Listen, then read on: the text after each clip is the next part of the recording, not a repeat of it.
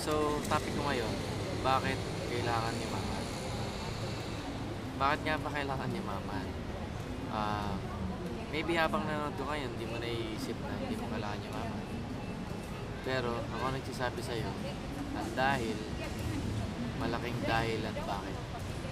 Kasi kailangan natin lahat yumaman. Because kailangan natin ng pera. Kung papansinin mo, sa ekonomiya natin ngayon, bawat galaw mo kailangan mo pera.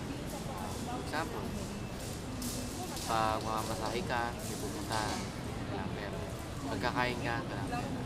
Kailangan mo ng bagong gamit, pera. Kailangan mo matitira ng apartment, pera. Kailangan mo magandang bahay, pera.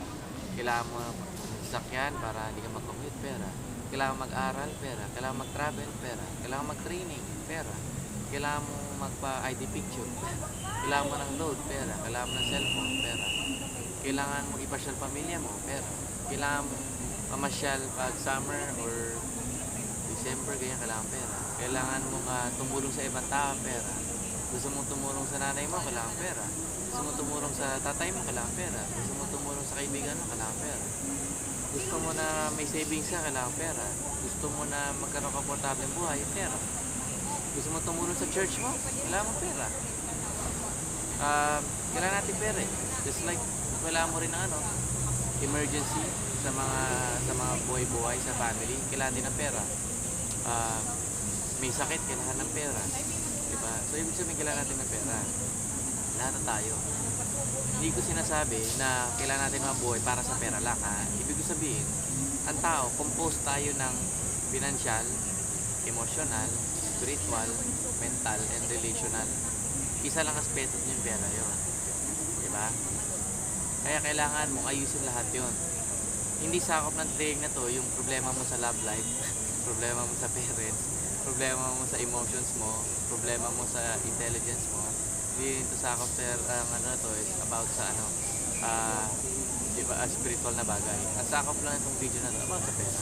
So sinasabi ko dito na kailangan natin talaga kumita ng pera para mag-improve lalo yung buhay mo. Ngayon, kung usapang pera ang pag-uusapan, kailangan mong pag-isipin mabuti kung ano ba kailangan matutunan para kumita ng pera. Naniniwala kasi ako na ang mga tao kaya lang walang pera kasi hindi nila pinag-aaralan kung paano gumawa ng pera. Pero kung pag-aaralan mo naman ng lahat ng bagay, like yung cellphone, kailangan mo yung cellphone, pinag-aaralan mo paano kalikutin yun. Gusto mo matuto mag-Facebook, pinag-aaralan mo din paano kalikutin yun. Gusto mo matuto mag-bike, pinag-aaralan mo, kaya natuto ka. So lahat ng bagay dito sa mundo pwede matutunan. Ang mga tao lang, kaya of course, wala silang pera kasi hindi pa nila tututunan, hindi pa nila alam na ganun pala. So bibigyan ko yung idea kung bakit importante yung pera. Okay? So, bakit importante yung pera nga? Dahil nga marami tayong pinagkakagastusan araw-araw eh. And siguro qualified naman ako na magturo sa inyo dahil may magandang resulta rin nangyayari sa buhay ko. Nag-generate ako ng passive income every month, kahit ko nang ginagawa. Ay more than 1 million pesos, gano'n. And at the same time, marami akong tutulungan personally and of course sa mga ibang kalaban. Kung pansinin mo, ano may mga pwede pagkakitaan ng pera. Basic is mag-empleyado o pag-traditional business or siguro mag-invest ka, diba? Or mag-abroad, mga gano'n. Okay? Ang problema sa pag-empleyado, hindi mo hawak oras mo, diba? O maliit ang income. Sa traditional business naman, hindi mo hawak oras mo pero malaki income. Sa investment naman, kailangan malaki ng pera para mag-invest. Pag mag-abroad ka man, wala kang time sa family.